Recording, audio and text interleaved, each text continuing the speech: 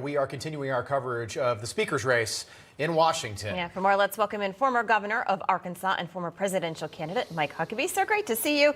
All right, is Jim Jordan going to get enough votes today at 11 a.m. Eastern to win this speakership?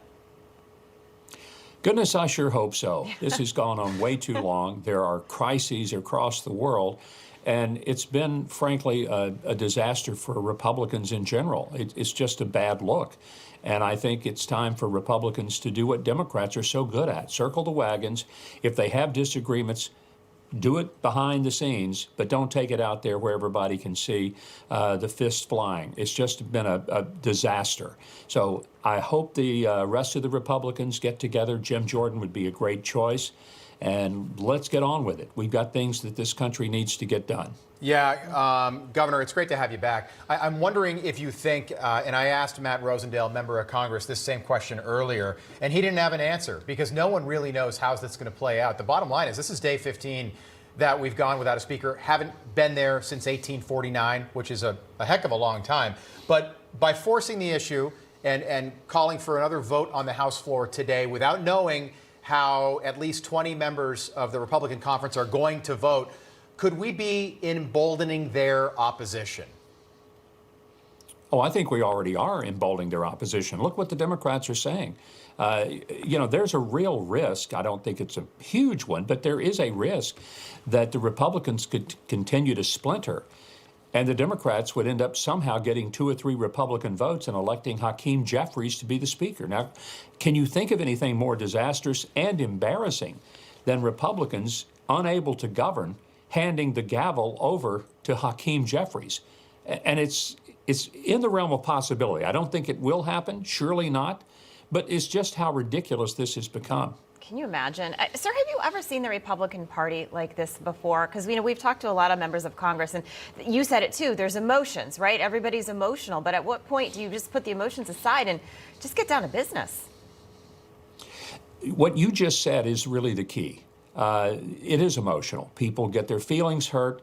They have things said about them. They say things about others. It causes an extraordinary level of angst. But at some point, everybody has to step back and say, this isn't about just me. It's about the country. It's about the people I represent. And what is it that they really want me to be doing? And maybe nobody's going to get everything they want. That's how politics works. I always say the greatest political scientists in the world are the Rolling Stones, whose song, "You Can't Always Get What You Want," ought to be a real lesson for everybody.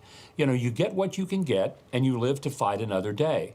But when you burn bridges, and when you let your personality and your anger and your hurt feelings burn the bridge between you and your colleagues, then you really impede the capacity to govern at all. That's a disaster. I've got a son at home that just turned. I know you were thinking the same thing. You get what you get and you don't get upset. You get what you get, Governor, and you don't get upset. So you tell your kids. Yeah, it doesn't work, but I tell them that all the time. Jamie Raskin has been outspoken against Jim Jordan taking over. And I think, if this whole thing didn't happen in Israel 11 days ago, this would be even worse for Republicans. I think the tragedy in Israel has given Republicans at least some cover. But as you know, we're now in week 3 without a House Speaker. Take a listen to Congressman Raskin yesterday. His election would cement mega control over the Republican Party in America. And so I think there are enough holdouts that it's hard to see how he pulls it off. And what would it mean for the House to remain speakerless, if not for a few days, but possibly a week or longer?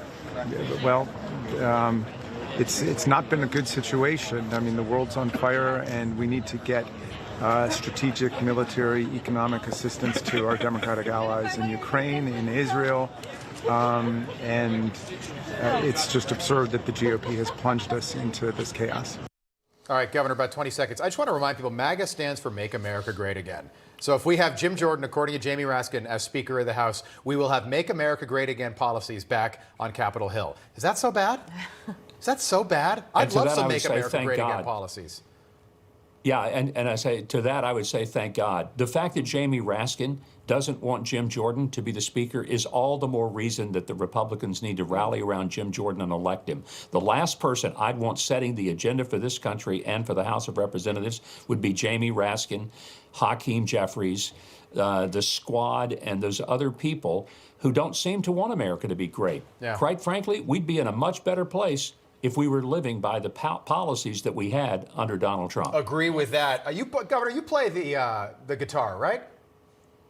Bass guitar. I Yeah, see I play the guitar, ads. but mostly bass. I like the bass. Yeah. The bass is an underrated instrument. I like the bass. All right, Governor Huckabee, great I seeing you agree. again. Thank you. Thanks a bunch.